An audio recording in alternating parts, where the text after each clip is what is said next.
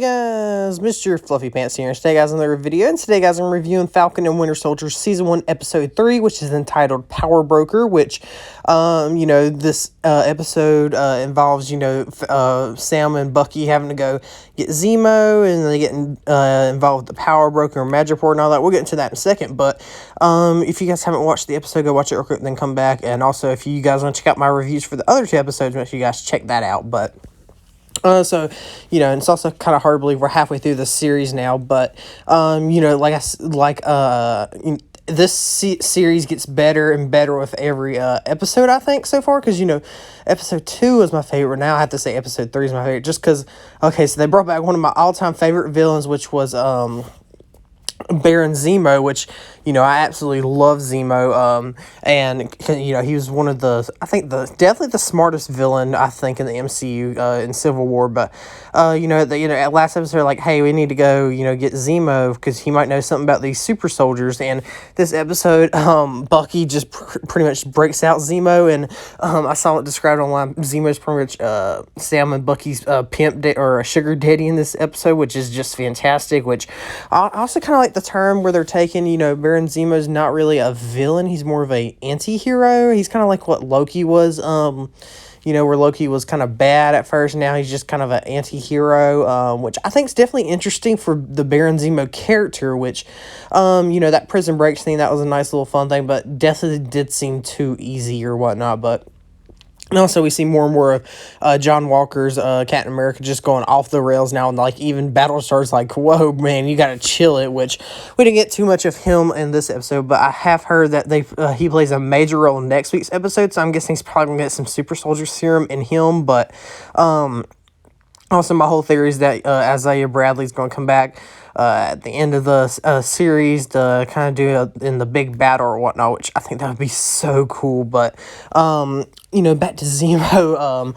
So even like they're like, so Zemo, you're rich now because he's got like private jets, expensive cars and everything. And he's like, you're rich, and he's like, well, yeah, I am a baron. I mean, my family is rich and whatnot, and also like I was saying about the whole Zemo anti-hero thing, when Bucky first goes to visit him in jail, and he's like, I'm sorry for what it's worth, with, blaming Bucky, the whole events of Civil War, he's like, it was nothing personal, you're just, my means of getting what I wanted, which was, tear the Avengers apart, which Zemo definitely still stands with, there should be less heroes in the world, like, that's the whole reason he's helping Sam and Bucky, is because he's like, yeah, I don't even want that super soldier serum getting out, which, I definitely think adds layers to its character, and, adds the whole anti-hero aspect to his character, too. And plus, he also, whips out the purple mask, which I think is absolutely fantastic. And the fur coat, too, which I love Daniel Bruhl so much. He plays Zemo.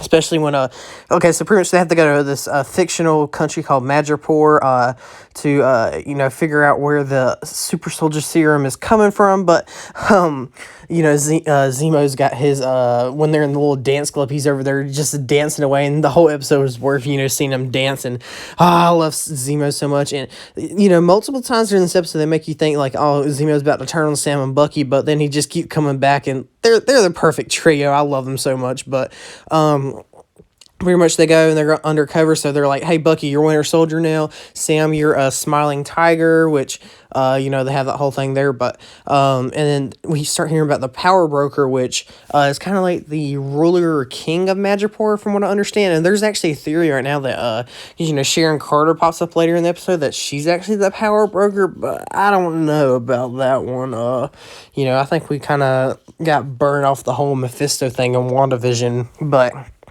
and then, they pretty much, learned that the Power Broker commissioned the super soldier serum to be made from this one scientist, I forgot his name, but, he was, kind of reverse engineering the super soldier serum from Isaiah Bradley blood samples or whatnot, and then he got dusted, and then he came back, and, they discontinued the, program, he was working on it, and the Power was like, hey, come on to Madripoor, we'll work on it, and he creates 20 vials of super soldier serum, I believe, and, Carly Morgenthau with the Flag Snatcher steals it, and they use it on them, so that means there's still like 11, 12 vials of super soldier serum still out there, which I think is definitely very interesting. But So definitely, some people are gonna get juiced by the end of the series, which, it's definitely gonna be interesting. But, I love Zemo. Whenever they deal with that scientist or whatnot. Also, I think that he shot the scientist after he was talking about how he was like, I'm an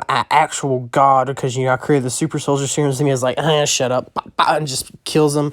And that's and then that explosion happens, and that Zemo kind of gets away from Bucky and Sam. But we learn it was just because he wants to come save the day. I love when he puts on this purple mask, beats the crap out of people, gets like a vintage car and pulls it. He's like, hey, come on, time to go.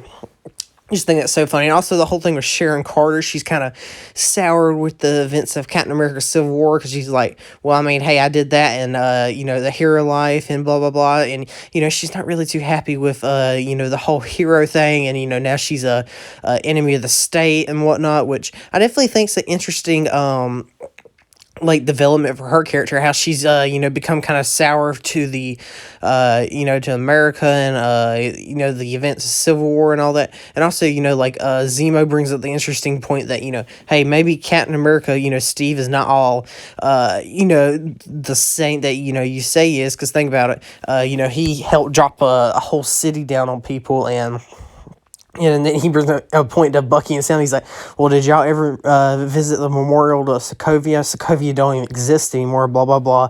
And then at the end, Bucky sees the little beads from Wakanda, and then sees the Wakanda from the Civil War and the part of the Dora Milaje. And they're like, well, yeah, we want Zemo because, technically he did kill, their king or whatnot. But I just love this episode so much. I'll probably give this episode like a 9.3 out of 10. Like, I absolutely loved this episode. Zemo was so good. I wasn't really expecting for him. I thought he was going to be like the main big bad guy of the series, but honestly, I'm really enjoying him as a anti-hero, and I kind of hope he just kind of stays an anti-hero for the rest of the series. I don't really want to see, him being like, fighting Bucky and Sam, but I don't know. That we'll see what they do, but, I really enjoyed him in this episode for sure. But anyway, guys, let me know what you guys think about this episode down below. Did you guys like it as much as I do? Do you guys love Zemo like I do? But check out my Twitter and Discord link in the description. Like, subscribe for more. Check out some other videos, and I'll see you guys later. Bye.